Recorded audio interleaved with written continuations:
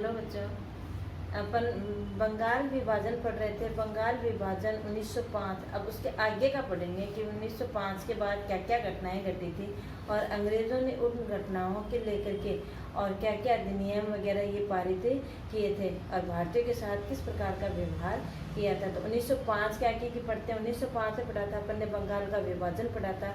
1906 के अंदर मुस्लिम लीग की स्थापना की गई थी। मुस्लिम लीग ने ढाका के अंदर मुस्लिम लीग की का गठन किया गया, ढाका के अंदर किया गया था। और मुसलमानों ने ये जो मुस्लिम लीग थी इन्होंने बंगाल विभाजन का क्या किया था, समर्थन किया था। और इसी के साथ मुसलमानों ने अलग से प्रत्यक्ष निर्वाचन की मांग भी की थी, ठीक है ना। तो 1906 के अंदर अपन ने 1905 के अंदर बंगाल विभाजन पढ़ा था। बंगाल विभाजन के पश्चात 1906 के अंदर किसकी स्थापना की गई, मुस्लिम लीग का गठन किया गया। कहाँ पर, ढाका के अंदर लीग का गठन, मुस्लिम लीग का गठन किया गया। कहाँ किया गया, ढाका के अंदर किया गया, ठीक है। अब इस मुस्लिम लीग ने और क्या किया कि जो ये बंगाल का विभाजन किया इसका क्या किया, समर्थन किया। बंगाल विभाजन का समर्थन किया। और दूसरा क्या किया कि मुसलमानों के लिए अलग से, मुसलमानों के लिए अलग से किसकी मांग कर डाली, निर्वाचन की, चुनाव पद्धति की, ठीक है ना। अलग से निर्वाचन की व्यवस्था की जाए, ठीक है। ये दो मांग 1906 के अंदर। फिर 1907 के अंदर और क्या हो गया, 1907 के अंदर कांग्रेस का क्या हो गया, विभाजन हो गया और दो दल उभर करके आ गए। कांग्रेस दो दलों के अंदर क्या हो गई, विभाजित हो गई। कांग्रेस का विभाजन ये अपन ने पढ़ा था। दो दलों के अंदर कांग्रेस बट गई थी। एक मध्यमार्गी दल, नरम दल बन गया था। एक अमूल परिवर्तनवादी दल यानी गरम दल बन गया था। तो दो दल हो गए थे, एक नरम दल और एक गरम दल। जो तो कांग्रेस का क्या हो गया इस यहाँ पर विभाजन, एक मध्यमार्गी दल और दूसरा क्या था, अमूल परिवर्तनवादी,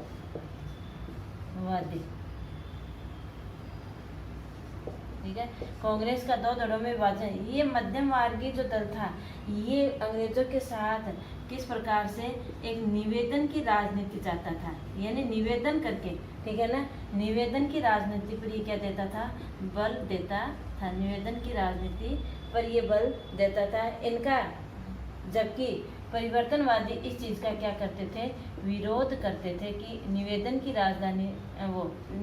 राजनीति नहीं, हमें स्वतंत्रता का, संप्रभुता का अधिकार मिलना चाहिए। स्वराज के ऊपर उन्होंने क्या दिया, बल दिया। किसका, निवेदन की राजनीति का विरोध किया और आत्मनिर्भरता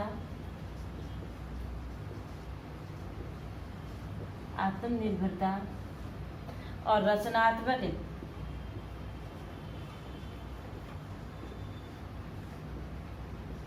कार्यों पर बल दिया। फिर स्वराज शब्द, आमूल परिवर्तनवादी किसका, स्वराज के ऊपर अधिक बल दिया, यानी हमें हमारा क्या प्राप्त होना चाहिए, स्वराज्य, संपूर्ण रूप से संप्रभुता हमें प्राप्त होनी चाहिए, न कि इनके अधीन रह करके कार्य करें। इसके लिए क्या है कि बाल गंगाधर तिलक ने क्या कहा कि स्वराज्य मेरा जन्मसिद्ध अधिकार है, मैं इसे क्या करूँगा, लेकर ही रहूँगा। इस प्रकार से उन्होंने क्या दिए, नारे भी दिए, ठीक है ना। किसने दिए, बाल गंगाधर तिलक ने कहा कि स्वतंत्रता मेरा जन्मसिद्ध अधिकार है, मैं इसे लेकर ही रहूँगा। क्योंकि ये लोग और ये क्या चाहते थे, एक निवेदन की राजनीति के माध्यम से और वहाँ पर सरकारी व्यवस्था बनाना चाहते थे, ठीक है। फिर उसके बाद में और दो समाचार पत्र निकाले, एक कौन सा, मराठा, दूसरा कौन सा, केसरी।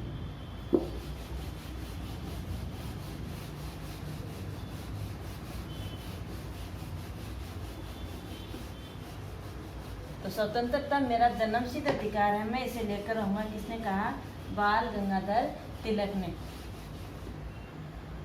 ठीक है। आमूलचूल परिवर्तनवादी के अंदर यानी गरम दल के सदस्य कौन थे मुख्य रूप से, लाल, ये आपको बता दिया, लाल, बाल, पाल। ठीक है। लाला लाजपत राय, बाल गंगाधर तिलक और विपिन चंद्र पाल। लाला लाजपत राय, बाल गंगाधर तिलक और विपिन चंद्र पाल, ये कहते गरम दल के सदस्य थे। किसके, गरम दल के सदस्य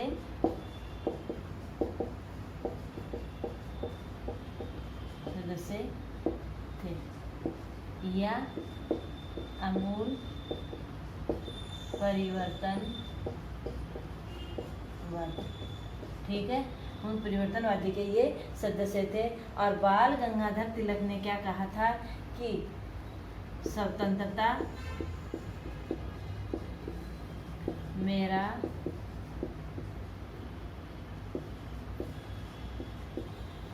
जन्मसिद्ध अधिकार है और मैं इसे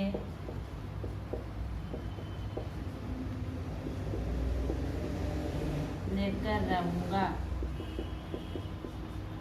किसने कहा, ये बाल गंगाधर तिलक ने। इसी के साथ उन्होंने 2 समाचार पत्र भी निकाले और क्या थे, एक कौन सा, मराठा समाचार पत्र निकाला और दूसरा कौन सा था, केसरी। मराठा जो समाचार पत्र निकाला वो किस में था, अंग्रेजी भाषा में। ठीक है, अंग्रेजी में। और केसरी निकाला वो किस में था, मराठी भाषा के अंदर, ताकि लोगों को और क्रांति के प्रति या अंग्रेजों के द्वारा जो भारतीय व्यक्तियों का आर्थिक रूप से जो शोषण किया जा रहा था उससे अवगत कराने के लिए। ठीक है ना, ये जन जन तक पहुंचाने के लिए। और क्या निकाले, समाचार पत्र निकालने कि ब्रिटिश सरकार की क्रांतिकारी गतिविधियों को रोकने के लिए, ब्रिटिश सरकार ने क्रांतिकारी गतिविधियों को रोकने के लिए फिर क्या शुरू कर दिए, अधिनियम पारित करना शुरू कर दिए। ये 1907 की बात है। ठीक है ना। और 1907 के पश्चात उन्होंने इन क्रांतिकारी गतिविधियों को रोकने के लिए और ब्रिटिश सरकार ने जो अधिनियम बनाए, उन अधिनियम में सबसे जो शुरू थे वो 1909 का अधिनियम था। 1909 का अधिनियम था क्या, ठीक है, 1909 का अधिनियम।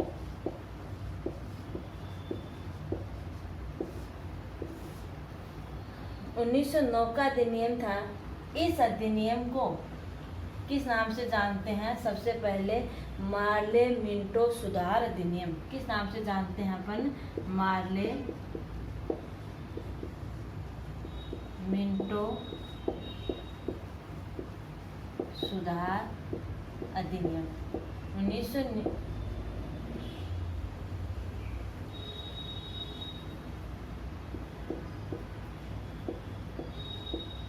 मार्ले मिंटो सुधार अधिनियम के नाम से इसे जाना जाता है। ठीक है ना। और उस समय भारत का गवर्नर जनरल मार्ले था और भारतीय सचिव कौन था, मिंटो। इन दोनों ने मिलकर के ये अधिनियम पारित करवाया था। ठीक है ना। तो गवर्नर जनरल कौन था, मार्ले था, और भारतीय सचिव कौन था, मिंटो। दोनों ने मिलकर के और क्या किया, यह अधिनियम पारित किया। इसे सांप्रदायिकता के आधार पर पृथक निर्वाचन प्रणाली को प्रारंभ किया। इस दायिक के आधार पर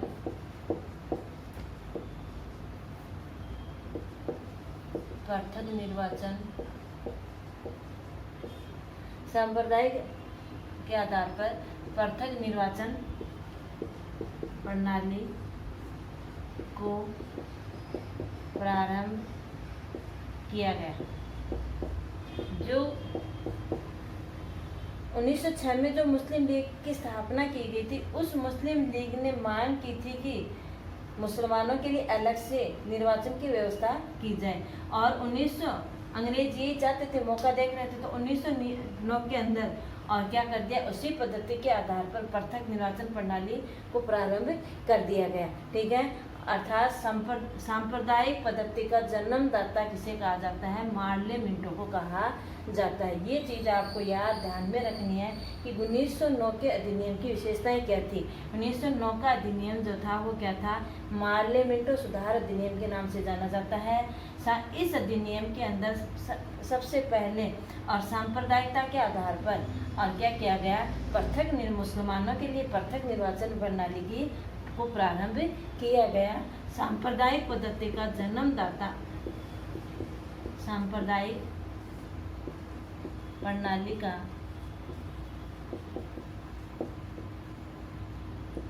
जन्मदाता मार्ले मिंटो को कहा जाता है। मिंटो को कहा जाता है। ठीक है, मार्ले मिंटो को कहा जाता है। अब देखो इस संप्रदाय में ये 1909 के अधिनियम की जैसे ही मुसलमानों के लिए अलग से निर्वाचन की पद्धति का और शुरू की गई, बंगाल का विभाजन कर दिया। ऐसी स्थिति को देखते हुए क्रांतिकारियों ने जो गरम दल और नरम दल थे, वो दोनों दल के सदस्य एकत्रित होकर के और क्या किया, पूर्ण रूप से उनका विरोध किया। और विरोध करने पर 1911 के अंदर और बंगाल का वापस उन्होंने क्या कर दिया, एकीकरण कर दिया। बंगाल का एकीकरण कर दिया। ठीक है, बंगाल का एकीकरण कर दिया। अब देखो 1914 के अंदर, उस समय 1914 के अंदर और क्या है, प्रथम विश्व युद्ध शुरू हुआ था। 1914 के अंदर प्रथम विश्व युद्ध शुरू हुआ था। इस प्रथम विश्व युद्ध के अंदर एक तरफ भारत के अंदर भी आज़ादी की बात चल रही थी और उधर जो पश्चिमी देश थे, उन देशों के अंदर भी आज़ादी के लिए लड़ाई हो रही थी। तो 1917 के अंदर रूस की क्रांति शुरू हुई थी। तो कहीं न कहीं इन युद्धों का, इन क्रांतियों का प्रभाव भारत के अंदर भी पड़ा था और भारत की स्वतंत्रता का प्रभाव भी इनके ऊपर पड़ा था। तो 1915 के अंदर महात्मा गांधी जी दक्षिणी अफ्रीका से और क्या है, भारत लौटे थे और वहाँ पर वो 1915 के अंदर और क्या चला रहे थे, एक नस्ल भेदी कार्य के खिलाफ अहिंसक रूप से और कार्यक्रम चला रहे थे। कौन, महात्मा गांधी जी, कहाँ, दक्षिणी अफ्रीका के अंदर। और यहाँ आकर जो उन्होंने इस प्रकार की स्थिति को देखा तो वो भी और सक्रिय रूप से भारतीय इन के अंदर भाग लेने शुरू कर दिया और उन्होंने भी फिर क्या किया, दखल अंदाजी करनी शुरू की। और 1916 के अंदर क्या कर दिया गया, होम रूल लीग की स्थापना की गई। 1916 में दो घटनाएं, एक लखनऊ समझौता हुआ जो कांग्रेस और मुसलमान के मध्य हुआ। ठीक है ना। तो 1915 के अंदर महात्मा गांधी जी भारत में आते हैं और उस समय महात्मा गांधी दक्षिणी अफ्रीका के अंदर और क्या है, नस्ल वैदिक आंदोलन के अहिंसक रूप से उनका क्या कर रहे थे, विरोध कर रहे थे। और भारत के अंदर भी जब आए तो इस प्रकार के अंग्रेज़ों के द्वारा जो भारतीय व्यक्तियों को अलग अलग तरीके से यातनाएं दी जा रही थी, अलग अलग माध्यमों से भारतीय व्यक्तियों का शोषण किया जा रहा था, ऐसी स्थिति को देखते हुए महात्मा गांधी भी और यहाँ के कार्य में सक्रिय रूप से भाग लेना शुरू किया। और 1916 के अंदर कांग्रेस का क्या हुआ, लखनऊ समझौता हुआ। कांग्रेस का लखनऊ समझौता। और देखो शुरू से है आपको ये सन वगैरह 1885 से लेकर के 1916 तक अपन पहुंच गए हैं। 1916 के अंदर लखनऊ समझौता हुआ और उसमें लखनऊ समझौता क्या हुआ कि कांग्रेस और मुसलमान कांग्रेस के लिए जो दो दल थे, नरम दल और गरम दल, ठीक है ना, कांग्रेस व मुसलमान के मध्य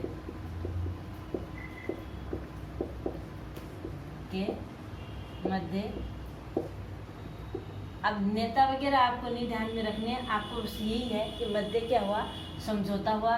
और समझौता क्या था कि दोनों संगठन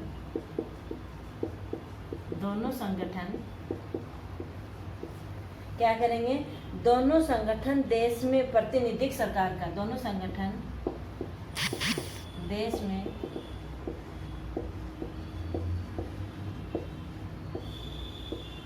प्रतिनिधिक सरकार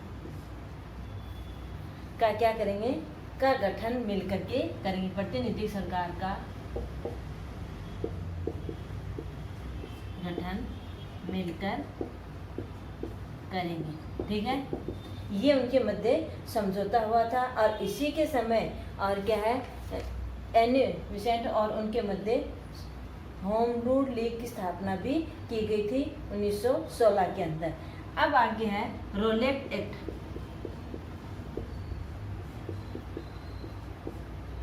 रोलेट एक्ट क्या था, 18 मार्च 1919 को, 18 मार्च 1919 को यह अधिनियम पारित किया गया। प्रथम विश्व युद्ध कब हुआ, 1914 में।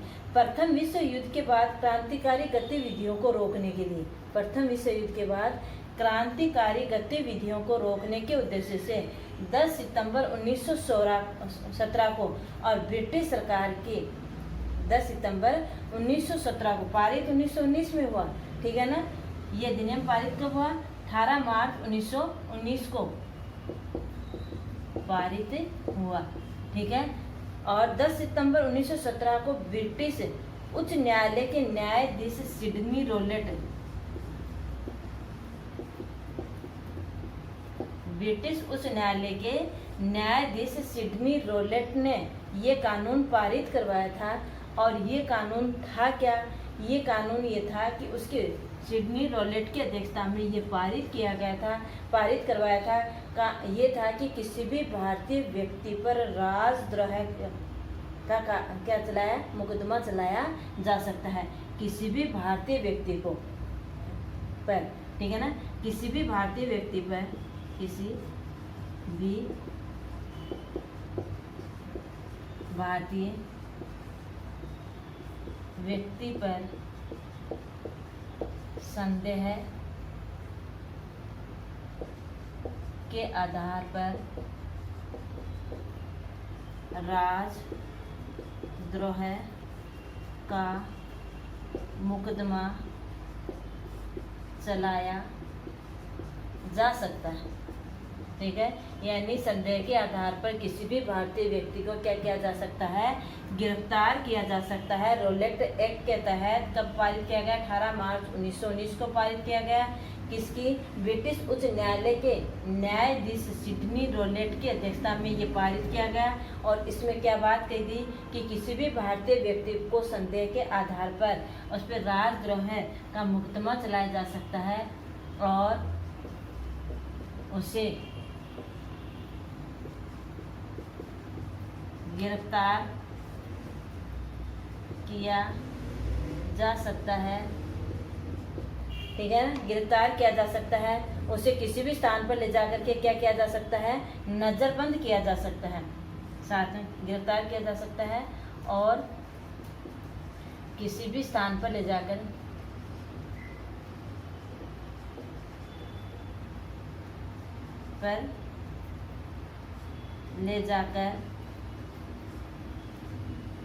नजरबंद किया जा सकता है, ठीक है। ये था आपका रोलेट एक्ट।